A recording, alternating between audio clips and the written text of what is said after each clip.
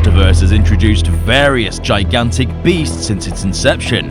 Outside of our leading alpha titans Godzilla and Kong, we have the Mutos, Ghidorah, Rodan, Mothra, Behemoth, Kamazots, Amaluk, Methuselah, Skullcrawlers, Scylla, Tiamat, and not to forget Doug, and many more that scour the face of the planet and within the hollow Earth. The new Empire is expected to uncover more about these titans, their secrets, and perhaps even showcase the ones we know about but have never seen in the flesh. One of such titans is a beast that may have gone under your radar, and it actually appears in Godzilla King of the Monsters, called Titanus Baphomet. Supposedly named after the ancient demonic deity worshipped by the Knights Templar. You might recognize him from many depictions of Satanism, with a human body sporting a ram's head and bird-like angelic wings. Now, we don't know a lot about this titan, but we do know some intrinsic details that paint a wider picture about what this monster really is. So we'll try our best to fill in the gaps with theory, analysed from the small details we have at our disposal. But how did I miss this monster? I hear you screaming at the monitor. Well, it only appears on the screen following their wake-up call from Ghidorah. Yep, it appears in name only. But based on descriptions and recently discovered concept art, we finally have a look at what we believe is Titanus Baphomet. This comes from Matt Alsop, who made some stunning conceptualizations of our favourite titans for King of the Monsters, and one of them was this. Walking on all fours like a horse from the pits of hell, with singular pincers in the place of hands and hooves for feet, featuring a tail that splits into two and a bony hump on its back. The head resembles that of a bird, with antlers sprouting from the back of its skull, and a sharp beak powerful enough to bite through opponent titans' flesh. Based on the building in the foreground, which we've analysed to be 30 stories tall, we can safely calculate that this titan is roughly 355 feet tall. Slightly taller than the hulking beast Behemoth, and that's not even including the huge antlers. Despite its great size, this titan is built for speed. With long, slender legs, it would be capable of breaking into a sprint and using its horns to clash against enemies, knocking them over and disorientating them, allowing him to get up close and bite down on their necks and stomp on them while they're down, causing great earthquakes as he deals the deadly blows to his opponents.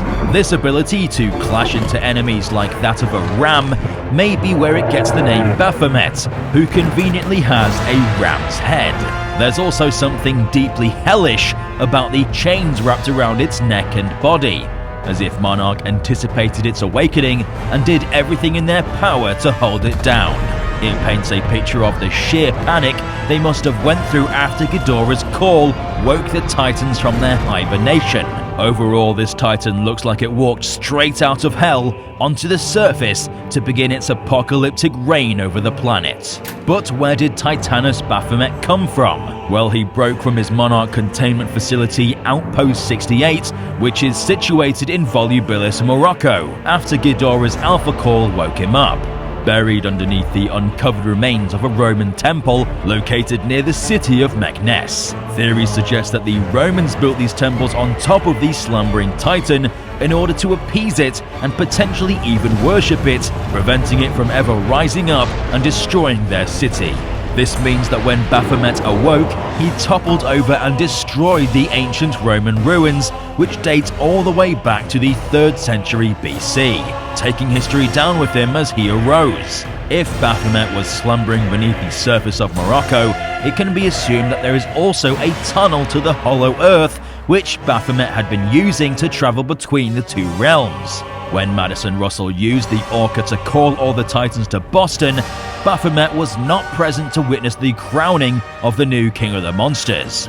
If Baphomet really did rise out of Volubilis, we can safely assume the Titan trekked 198 kilometers to the west to Casablanca, the largest city in Morocco, basing it off the scale and architecture of the buildings surrounding him. He potentially did this to attempt to reach the ocean as part of his journey to Boston, but he may have been preoccupied by barrages from mankind's defense forces, and was never able to make it to the ceremony as he proceeded to retreat back to the Hollow Earth from whence it came, away from the new Alpha Titan. And that's where it most likely remains, wandering the depths of the Hollow Earth, blissfully ignorant to the completely alien world on the surface, populated by modern man, not at all like the lush natural world it was used to hundreds of thousands of years ago.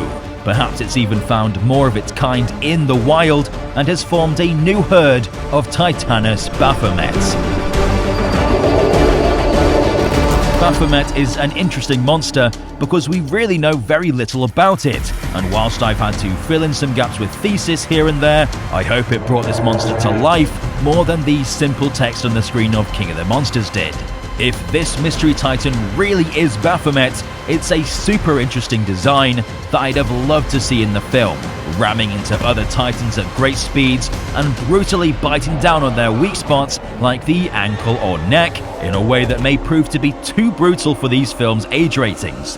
And seeing this thing use its legs to batter down other titans would be surreal and terrifying, as one can only imagine how much it would shake the earth, causing floods, which we can even see in the concept art. Since Baphomet retreated to the Hollow Earth undefeated by Godzilla, as seen in the opening of Godzilla vs. Kong, there may be a chance we finally see it fully fleshed out in Godzilla and Kong: The New Empire. Since there's already concept art for this titan, it wouldn't take much to realize it into a full CGI model. And for those that have been following us through the production of The New Empire, you'd know they've actually been filming in Morocco.